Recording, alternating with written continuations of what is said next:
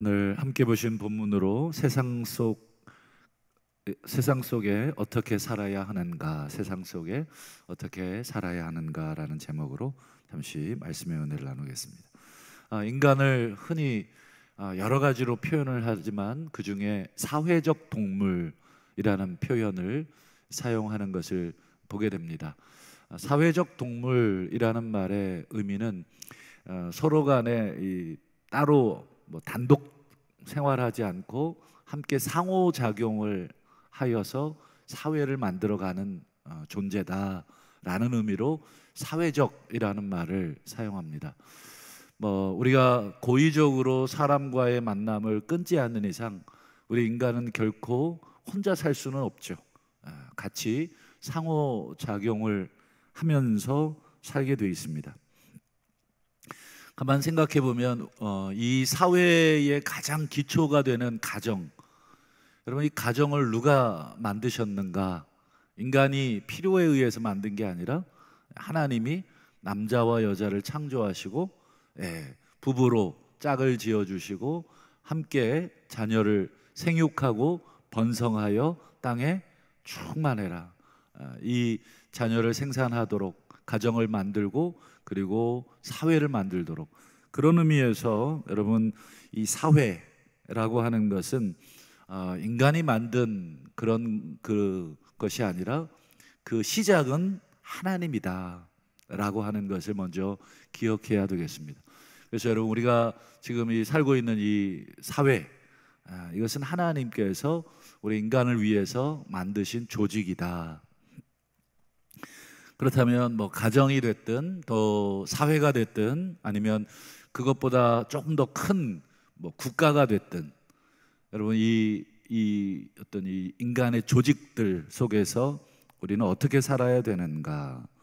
특별히 믿지 않는 이방 세계에서 어떻게 살아야 되는가? 어제 새벽에 저희들 12절 말씀 다시 한번 볼까요? 12절 말씀 보시면 너희가 이방인 중에서 행실을 선하게 가져라. 여기서 이방인이라고 하는 것은 1차적인 의미는 이 베드로 전서의 수신자들이 살고 있는 세상, 아시는 것처럼 그 당시에 이 지중해 전역은 로마의 세상이었죠. 우리 이번 주간에 8.15 광복절이 있었잖아요. 우리가 한 80여 년 전까지만 해도 우리나라는 일본의 세상이었습니다. 우리가 한국 시민들이 살고 있는 땅이고 우리 땅이지만 이 통치권이 우리에게 없었기 때문에 일본의 세상이었어요. 1세기 예수님 시대, 그리고 오늘 베드로가 살던 시대 등등, 어쨌든 이 1세기는 싫든 좋든 이건 로마의 세상입니다. 그래서 해가 지지 않는 나라, 그만큼 이 광대한 땅을 통치하고 있던 로마의 세상, 그게 이방 세상이고, 더 문제는 이 시절의 로마는 기독교적이었어요. 그래서 보통 이 베드로 전서가 언제 쓰였느냐, 시기가 조금씩은 다르지만 분명한 것은 AD 한 60년에서 64년경으로 추정을 합니다. 그때 여러분 아시는 것처럼 그때 로마 황제는 이 네로 황제, 이 로마에 불을 지른 네로 황제, 거의 반미치광이라고 역사학자들은 평가를 하는데, 그 화재의 원인을 누구에게 돌렸죠? 이 예수 믿는 사람들, 예수쟁이들이 그렇게 했다. 여러분, 이 국가가 공권력을 가지고 한번 누구를 범인으로 찍고 몰아가면 어떻게 되든가요? 그냥 범인이 되는 것입니다. 지금 사회에도 그렇잖아요. 근데 이 시대에는 절대 권력 황제가 범인을 지목했는데 여러분 그게 범인이 안 될 수 있습니까? 그러니 이 기독교인들은 이 부당한 대우, 그 다음에 핍박, 그리고 모든 악행의 근원이고 반사회적 존재다, 이런 평가를 받았어요.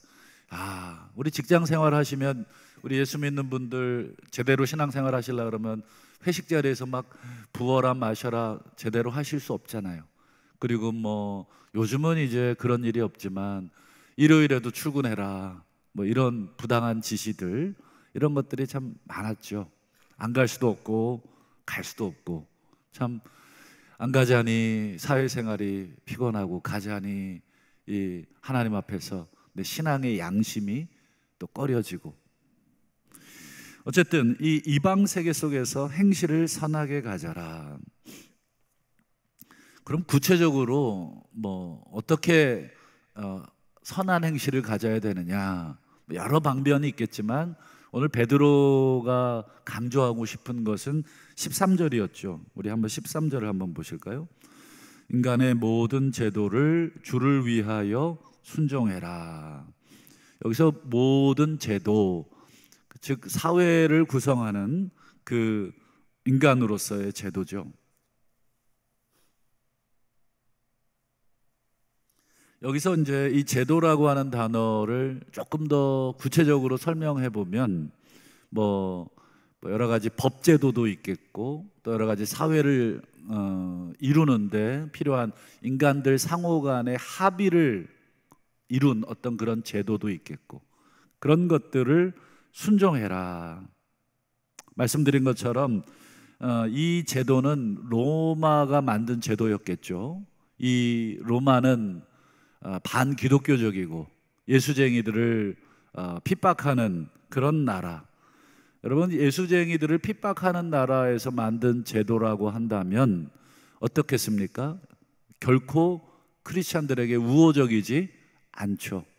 가령 이 크리스찬들을 색출하기 위해서 어떤 방법을 썼냐면, 로마 황제에게 그 절을 하지 않는 사람들이 크리스찬들이라는 걸 공공연하게 다 알고 있어요.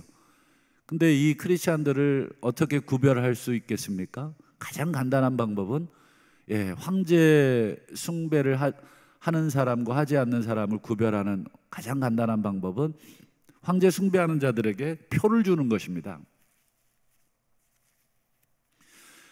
그래서 이 표가 있는 사람은 사회적으로 매매도 할 수 있고 거래도 할 수 있고 사회생활을 할 수 있도록. 근데 여러분, 예수 믿는 사람들이 황제를 신이라고 숭배할 수 있습니까? 그러니 예수 믿는 사람들은 이 황제 숭배의 표, 그래서 여러분 요한계시록에 보면 이마나 뭐 이런 데에 짐승의 표를 받지 않는다, 이 짐승이라는 말을 여러분 은유적으로 사용한 것입니다. 이 로마 황제를 지칭하는 표현이 되겠습니다. 로마 황제의 표라 그러면 대번 알죠. 그래서 우회적으로 짐승의 표 이렇게 표현을 합니다. 그러니 여러분 매매하지 않고 사회적으로 격리가 되어서 마치 사는 그런 존재들, 대번 구분해낼 수 있겠죠. 하지만 그런 모든 제도를 제외하고 황제 숭배나 이런 어떤 하나님을 향한 신앙의 문제를 제외하고 인간이 만든 법률적인 문제, 가령 조세 문제가 그렇습니다. 세금 문제. 예수님 시대에도 유대인들은 로마에 세금을 내는 것을 아주 극렬히 반대했습니다. 그건 하나님의 백성으로서 있을 수 없다. 그리고 그 돈은 오히려 하나님의 백성을 핍박하는 데 사용되는 돈이다 라고 해서 유대인들은 세금 거부 운동을 했어요.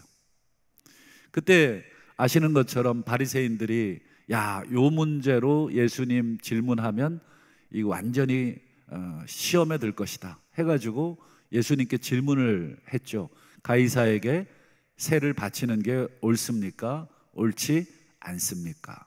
옳다 그러면 누구를 거절하는 거가 되냐면 하나님을 거절하는 게 되고, 반대로 옳지 않다 그러면 로마 황제를 거절하는 것이 되니까 이건 또 반국가적인 존재로 낙인 찍어서 또 몰아갈 수 있거든요. 그러니까 어떻게든 대답을 하면 걸리게 돼 있어요. 그때 예수님이 가이사의 것은 가이사에게, 하나님의 것은 하나님에게, 동전을 딱 보여주면서 누구의 글과 누구의 형상이냐, 가이사의 것입니다. 그래, 그럼 가이사의 것은 가이사에게 줘라. 여러 가지 이것에 대한 해석이 있지만 예수님은 실제로 세금 납부를 거부한 적이 없어요.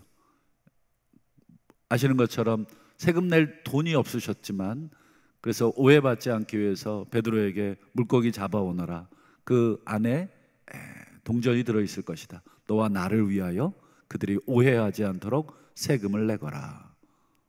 예수님은 인간의 모든 제도를 순종하셨죠. 그것이 로마가 만든 제도라고 해도 그것을 순종하셨어요. 더 중요한 것은 그런 제도 역시 주님을 위해서 그렇게 하거라. 이 주님을 위해서 그렇게 하라는 말은 어떤 의미가 있겠습니까? 그 모든 제도를 만드신 분이 주님이시다. 로마라고 하는 이 무자비한 반기독교적인 국가조차도, 그런 부당한 나라조차도 하나님이 주인이시다. 그러니 하나님이 주인이 되셔서 만든 그런 사회의 모든 제도들도 순종해라. 여러분, 그리스도인들은 이 사회 속에 속해 있지 않지만, 신분적으로, 하지만 이 사회에 함께 초법해서 사는 존재가 아닙니다. 제가 예전에 한번 우스갯소리로 간증을 한 적이 있는데, 어떤 분이 남의 가게에 들어가서 자꾸 음식을 그냥 갖다가 먹어요. 과자도 갖다 먹고 뭐 하여튼 정당하게 이제 비용을 지불해서 먹어야 되는데, 그 주인이 아니 여보쇼, 왜 그걸 그냥 갖다가 잡수시냐고. 그랬더니 그분이 하는 말, 이거 다 우리 하나님 건데, 내 하나님 건 내가 갖다 먹는 거라고. 여러분 어떻습니까? 이론적으로는 맞지만 그 사회의 사회적 존재로서 서로 간의 합의에 의해서 이 물건에 대한 값을 치르자, 그리고 그 값을 서로 정하자, 그리고 필요한 서로 통용이 되는 화폐를 서로, 아니면 예전 같으면 물물 교환으로, 요즘은 이제 화폐로 서로 교환을, 가치를 교환해서 쓰자. 이게 사회적인 모든 제도고 합의잖아요. 근데 그걸 마치 초법해서 그렇게 쓰는 경우,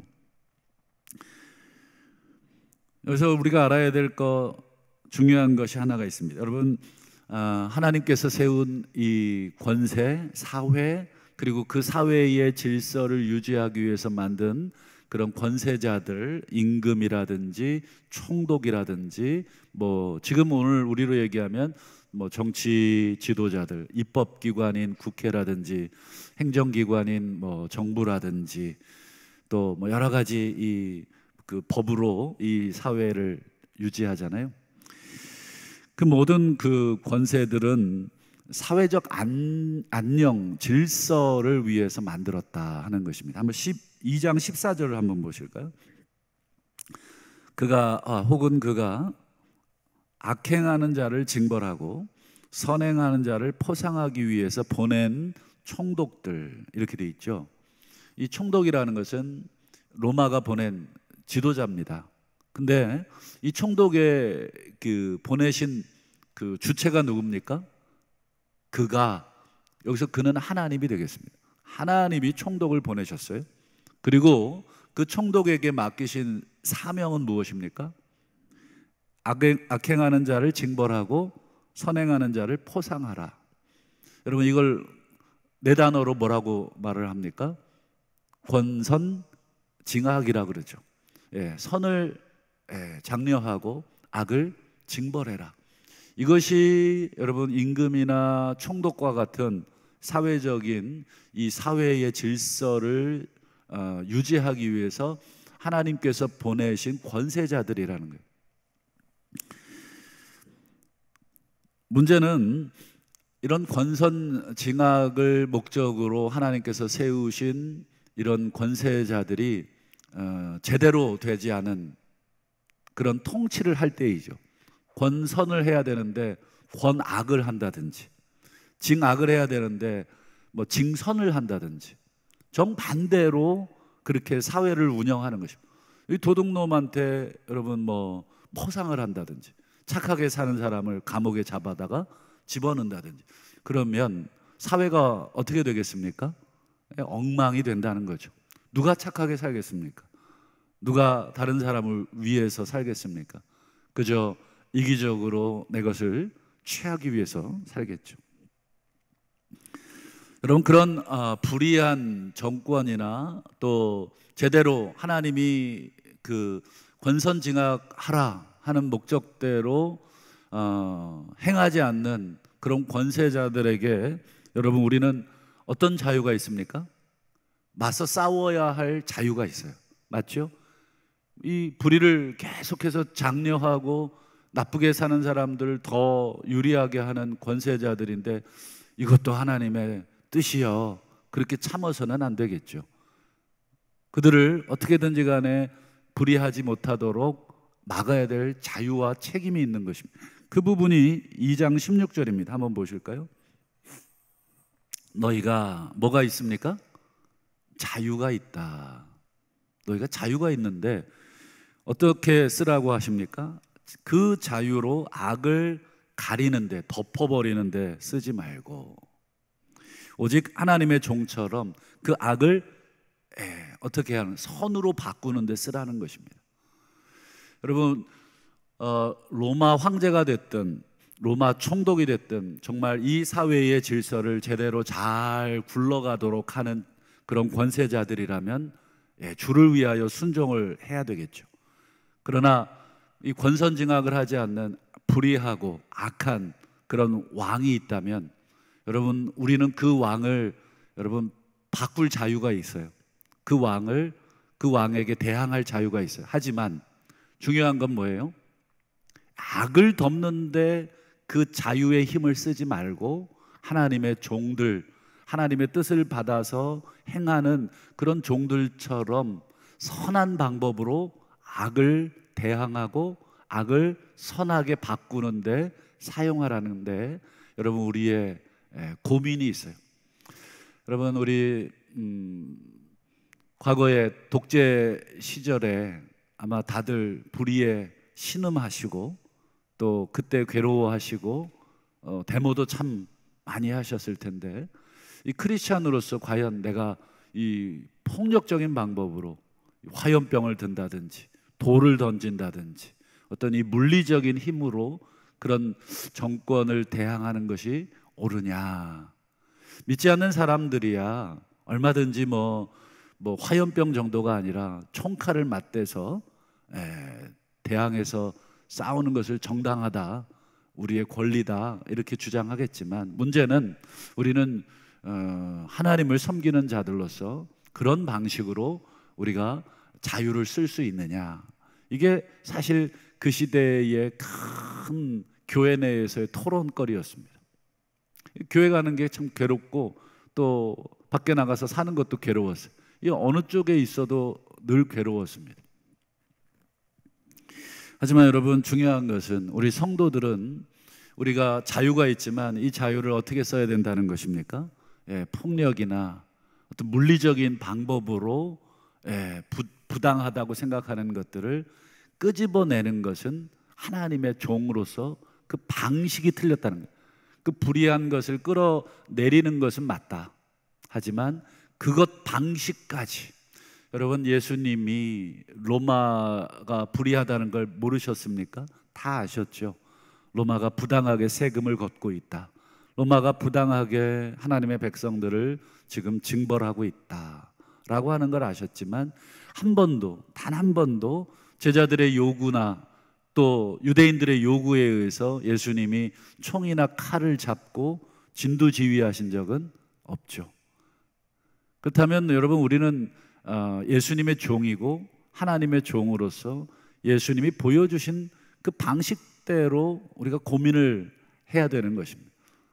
이 세상 사람들이 맞서 싸우는 방식으로 우리가 이 불의한 것을 우리가 뒤집고 불의한 제도를 바꿔서는 안 된다. 그래서 오늘 본문 18절을 한번 보실까요? 이번엔 범위를 조금 더 축소해서 사환들아, 이걸 조금 더 정확하게 번역하면 종들입니다. 노예들아, 이런 뜻입니다. 사환이라 그러면 마치 어떤 일정한 이 권한이 있고 어떤 이 자유가 있는 것처럼 보이지만, 원문을 살펴보면 둘로스라고 하는 종입니다. 노예. 아무런 권한도 없고 아무런 힘도 없는 사환들아, 범사에 두려워함으로 주인에게 순종해라. 그 다음 보세요. 선하고 관용한 주인들에게만 하지 말고 까다로운 주인들에게도 순종해라. 여기서 여러분, 까다롭다고 하는 게 무슨 뜻일까요? 성격이 깐깐하고 뭐 좀 까칠스럽고 아주 뭐 이렇게 그런 걸 성격을 얘기하는 게 아닙니다. 그 앞에 나오는 선하다의 반대말이 됩니다. 즉 부당하다 이런 뜻이 됩니다. 이 단어의 의미가 그렇습니다. 부당한 주인들이 있죠. 여러분, 부당한 주인들의 특징은 뭐가 되겠습니까? 부당한 지시들을 하겠죠. 불의한 지시들, 불법적인 일들을 아마 종들에게 자기 손에 피를 안 묻히기 위해서 더러운 일들을 종들을 시킬 겁니다. 그러면 여러분, 예수 믿는 종으로서 이거 어떻게 해야 되냐? 야, 이런 주인은 내가 더 이상 섬길 수 없다. 이런 주인은 내가 바꿔버려야 된다든지, 죽여버려서 내가 새로운 주인을 모신다든지, 아니면 주인을 죽이고 이런 이 부당하고 이 만부당한 이 주인을 죽이는 것은 하나님의 뜻일 것이다.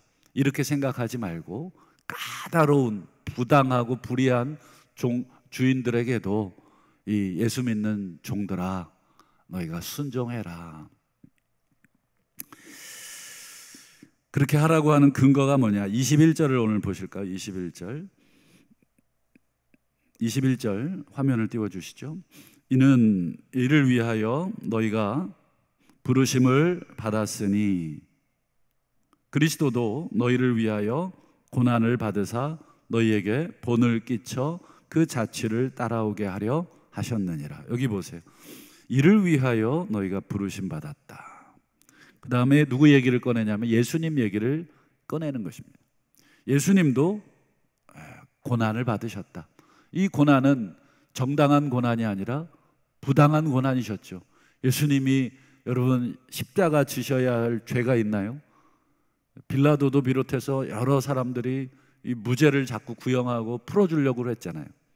그러니까 이 고난을 예수님도 부당하다고, 그래서 지금 당장 하나님의 천사를 보내셔서 이 상황을 바꿀 수 있었지만 그렇게 하지 않으셨다. 그렇게 하신 이유는 너희에게 본을 끼쳐, 이 본을 보이셨다는 거예요. 너희가 앞으로 내가 없는 동안에 너희도 이런 고난을 받게 될 텐데, 부당한 고난, 정말 이렇게까지 해야 되나 하는 그런 지시를 받을 텐데, 그런 상황에 처하게 될 텐데 어떻게 할 것이냐. 그리고는 예수님이 최종적으로 누구에게 맡기셨는가? 23절을 보시죠. 욕을 당하시되 맞대어 욕하지 않고 고난을 당하시되 위협하지 않고, 이 사회의 방식이 아니라 오직 공의로 심판하시는 이에게 부탁하셨다. 최종적으로 이 사회를 만드시고 권세를 세우신 분이 하나님이시니까 주를 위하여, 즉 하나님이 주인이시고 하나님이 최종 심판자라고 하는 그런 믿음을 가지고 예수님은 자신이 당하고 있는 이 부당한 대우와 고난에도 하나님이 최종적으로 심판하실 것을 믿고, 그렇게 이 사회, 로마가 만들어 놓은 제도, 로마가 만들어 온 질서였지만 그 질서 속에서 예수님은 우리 인류를 위해서 선한 모습으로 사셨고, 그래서 지금도 예수 믿지 않는 사람들조차도 예수님을 어떻게 기억합니까? 선하신 분으로 기억을 한다는 거예요. 구세주까지는 아니어도 선하신 분으로. 그런 면에서 오늘 너희들은 이방인들 가운데서 선한 모습으로, 뭐 우리 선교사님도 마찬가지시겠고 오늘 우리들도 마찬가지, 이 지역에서 내가 우리 동부교회 교인이라는 걸 어느 정도 아실 거고, 또 동부교회 교인은 아니어도 저 사람 교회 다니는 사람이라는 것을 어느 정도 알지 않겠습니까? 그렇다면 그들 가운데서 우리가 악을 선으로 바꾸는 방식은 물리적인 폭행이나 폭력이 아니라 주님처럼 선을 행함으로 고난을 받아 이 세상의 제도도 바꾸고 또 불의한 것들도 바꾸고 궁극적으로는 하나님이 심판하실 것이라는 그 믿음을 가지고 하루하루 살아가자라고 하는 것이 오늘 베드로와 하나님의 말씀입니다. 바라기는 오늘 하루도 우리 이 사회의 구성원의 한 사람으로서, 하나님의 백성으로서 이 사회를 어떻게 우리가 선하게 바꿀 수 있을지, 우리 눈에 불의한 것이 너무 많고 부당한 것이 너무 많지만 다시 한번 우리의 힘으로, 세상의 방식이 아니라 우리 하나님이 가르쳐 주신, 그리스도께서 보여주신 그 본을 따라서 우리가 어떻게 살아야 될지 또 기도하시고 또 고민하시고 함께 하나님의 뜻을 우리가 순종해 가시는 우리 저와 우리 모든 성도님들 다 되실 수 있기를 주님의 이름으로 부탁합니다.